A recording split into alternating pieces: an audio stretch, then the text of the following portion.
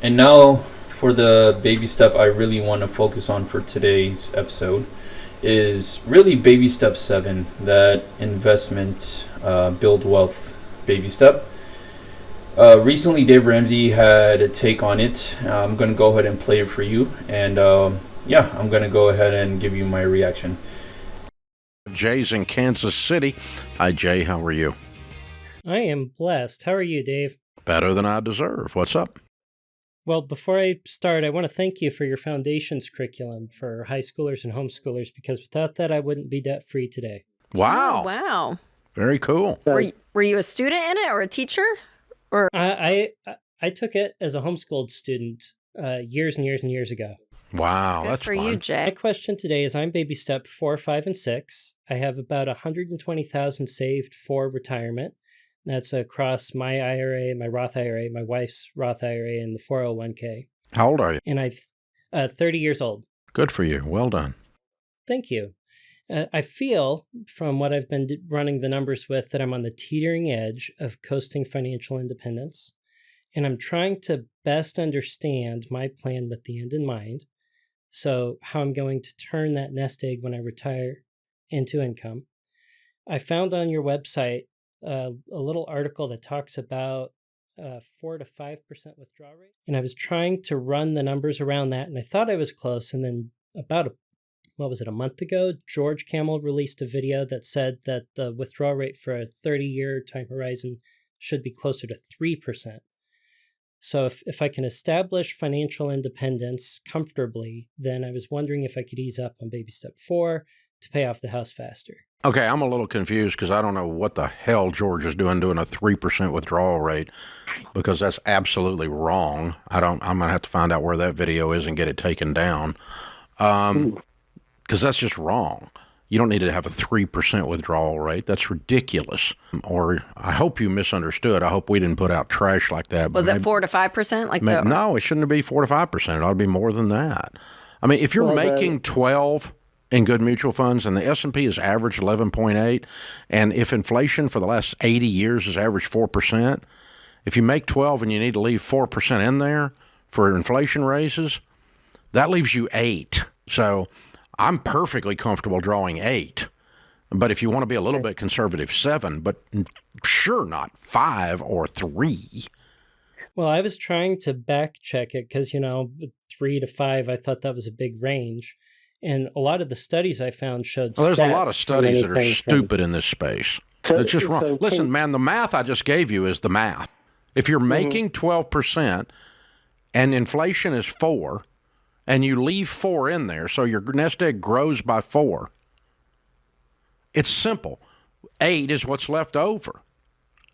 So if you got $1 million and you leave 4% in there, that's $40,000. Okay, so you now have $1,040,000. So the next year you get a rate of return of 12%, 11.5% on the $1,040,000, and the next year it'll be $1,090,000.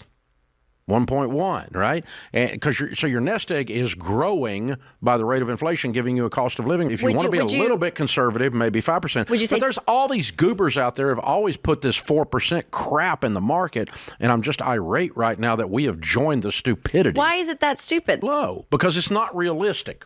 You do not need to live on 4% of your money for your nest egg to survive. Yeah, even if you did a rate of return of 10% or something. Yeah, and what it sets up is now he doesn't think he's got enough money, and he's already got $120,000, and he's 30 years old, and he's on a plan.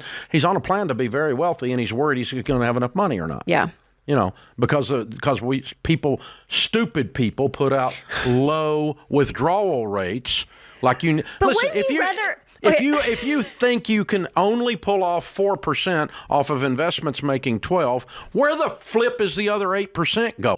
Well, 4% of it went to inflation. That's where it went. The other 4% is just sitting there.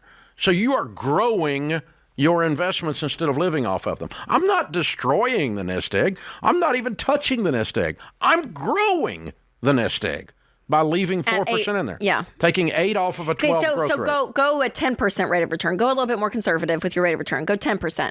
What would you do with 10%? Well, then 4 off of that, so 6. 6, yeah. But why are you going to underinvest? The problem is when you go down these stupid nerd rabbit holes in these Reddit threads with these morons who live in their mother's basement, then you put that out into the dadgum community, and then people go, I don't have enough money. It's hopeless. I'll never be able to save enough to retire. $1 million should create for you an $80,000 income, boys and girls.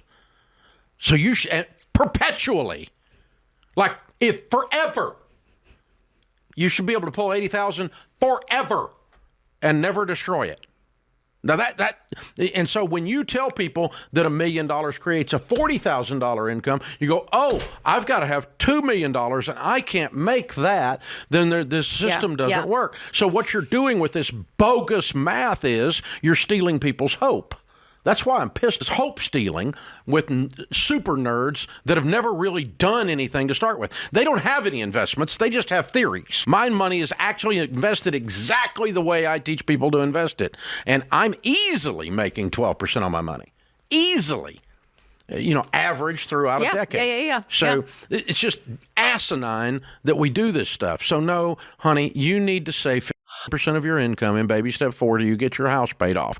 When your house gets paid off, you will increase your investing ratios above that. You are not going to retire poor from 4% withdrawal rate morons who are telling you this is the thing. So, God, it's just aggravating. So, I can see the hope stealing. Because it makes people think they need $2 million when they only need $1 million. Yeah. Or it makes them think they need $8 million when they only need $4 million. Yeah. And here's the way the end of the story is this. No one ever actually ends up ever with what you thought you were going to end up with. Right. Ever. So you're sitting there at 30 or 29, these projections, which is okay to do the projection. Sure. And you project out there and you go, okay, I'm going to have $1.7 million at this current rate. Yeah, but what you haven't factored in is between now and 35 years from now when you're 65, you're going to run into flying monkeys, wicked witches. Have you seen The Wizard of Oz? You're going to be on the yellow brick road sometimes. And Glinda, sometimes and the you're going to have witch. money drop in your hands Who's great. out of nowhere. You're going to make more money than you ever need. You're going to have ruby red slippers sometimes, and sometimes you're going to have flying monkeys stealing. At the end of the story, your little projection is not accurate. You're going to make usually most people end up with about 2x of what they thought they were going to end up. All right, so you saw what Dave Ramsey had to say there. I personally agree with him. I know he's had a lot of pushback online from a lot of people regarding this particular topic, and to be honest, you don't need to get over analytical, and I'll explain why.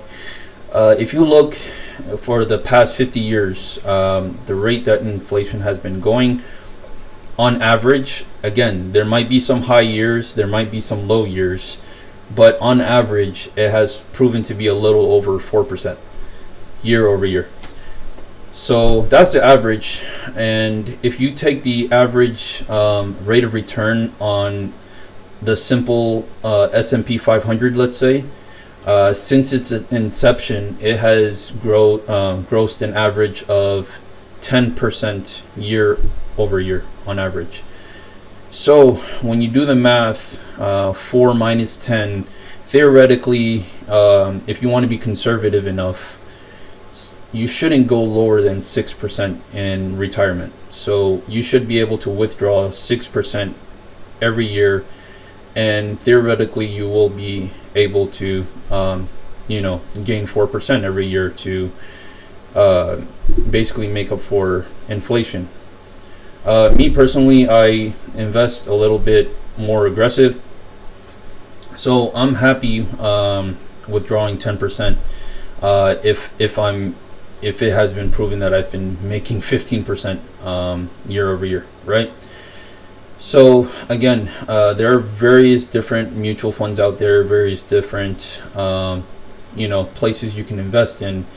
But when you take the averages, you might have some years where you increase 20%, 30%, some years where you lose 50%, that up and down roller coaster is where you draw the line and get an average, and that's really what you base your retirement income off of.